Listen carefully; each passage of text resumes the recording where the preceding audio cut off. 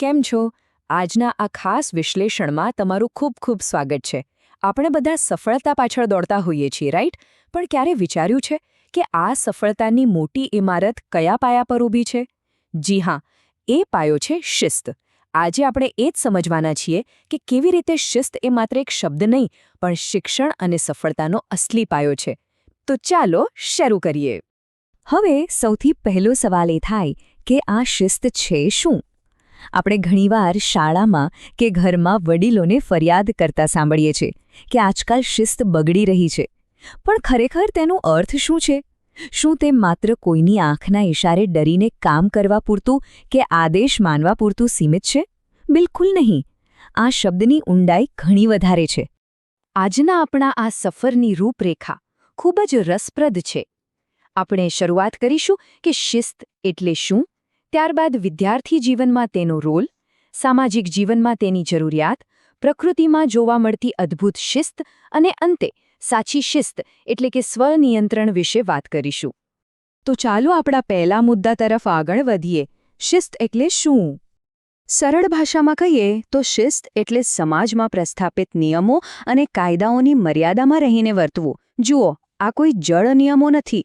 આ તો આપણી જ સગવડ અને શાંતિ જાળવવા માટે બનાવેલું એક માળખું છે. જ્યારે આપણે વિનય, વિવેક, સત્ય અને અહિંસાના નિયમોનું પાલન કરીએ છીએ ત્યારે સમાજમાં એક અદ્ભુત સભ્યતા જળવાઈ રહે છે. આ એક પ્રકારની સામાજિક સમજૂતી છે. હવે વાત કરીએ આદતોના ઘડતરની. આપણો બીજો મુદ્દો છે વિદ્યાર્થી જીવનનો પાયો.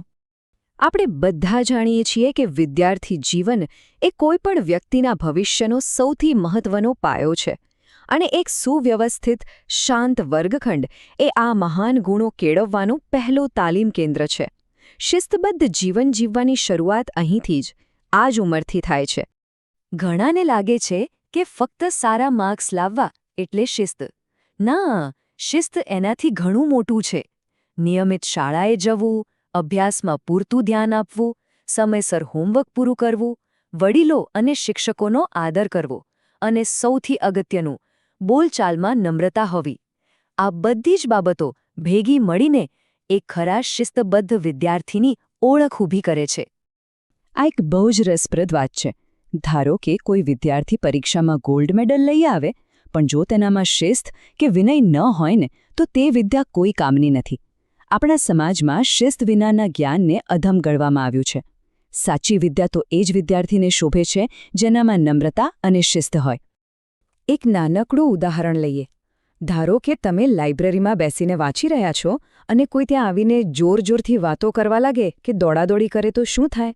આખું વાતાવરણ બગડી જાય, બરાબર ને? શિસ્તનો સીધો અર્થ એ છે કે આપણે એ વાતનું ધ્યાન રાખીએ કે આપણા કોઈપણ વર્તનથી બીજાના શિક્ષણમાં કે કામમાં કોઈ ખલેલ ન પહોંચે.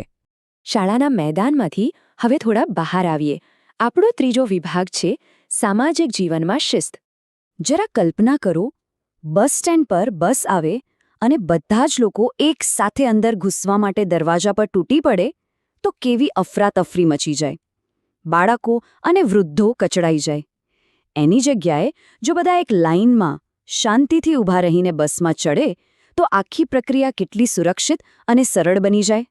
જાહેર પરિવહનમાં મુસાફરી કરવાના બસ આ 4 સાદા પગલાં છે: હરોળમાં ચાલવું, એકબીજાની પાછળ રહેવું, ધીરજપૂર્વક પોતાના વારાની રાહ જોવી અને શાંતિથી બસમાં ચડવું કે ઉતરવું.